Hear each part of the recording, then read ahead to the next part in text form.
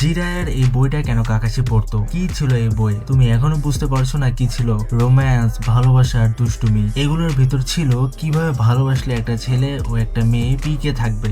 বাস ভাই বাস, এত বেশি জানতে চেও না, শুধু এটা জেনে রাখো কাকাশি অভিত ওরিনের ট্রমা থেকে কিছুক্ষণের জন্য রিলিফ পেতে এই বইগুলো পড়তো। তার এই বইগুলো হলো ইচা ইচা প্যারাডাইস, ইচা ইচা ভায়োলেন্স, ইচা ইচা ট্যাকটিক্স। ইচা ইচা প্যারাডাইস সবচেয়ে জনপ্রিয় আর ইচা ইচা ট্যাকটিক্স জিরায়ের ডেথের পরে রিলিজ পেয়েছিল। আর শুনবে না কে কে এই বইগুলো পড়তো, আর শুনবে না কে কে এই বইগুলো পড়েছে। প্রথমত পুরো কোনোহাবাসী, জিরায়ের জন্য কোনোহাতে একটা পাবলিকেশন ছিল, সাথে বাকি ভিলেজ গুলোতে এই বইগুলো বেশ পপুলার ছিল। জিরায়ের ফ্যান বেস পুরো ওয়ার্ল্ড ওয়াইড ছিল, একটা ইউটিউব চ্যানেল খুলে আরামসে 100 মিলিয়ন সাবস্ক্রাইবার হয়ে যেত। দ্বিতীয়ত কাকাশি ছিল তার রেগুলার রিডার, সে এতটাই অবসেসড ছিল যে এই রিলেটেড স্পয়লার পেলে সে লিটারালি গেঞ্জুসুতে চলে যেত। তুমি তো জানোই হারামি নারুটো এই সুযোগ নিয়ে বেল্ট টেস্ট পার করেছিল, বাট বোরুটোতে কাকাশি কাউকে এই সুযোগ দেয়নি, কারণ বোরুটোতে জিরায় বেঁচে ছিল না আর কাকাশি সবগুলো বই পড়া শেষ হয়েছিল। তৃতীয়ত আমাদের মিনাতো জিরায়ের প্রথম নোবেল পড়ে তার বাচ্চার নাম রাখে নারুটো। এরপর কি হয় তা তো তোমরা সবাই জানো। কমেন্ট করো আর তোমাদের ফিলিংস জানাও।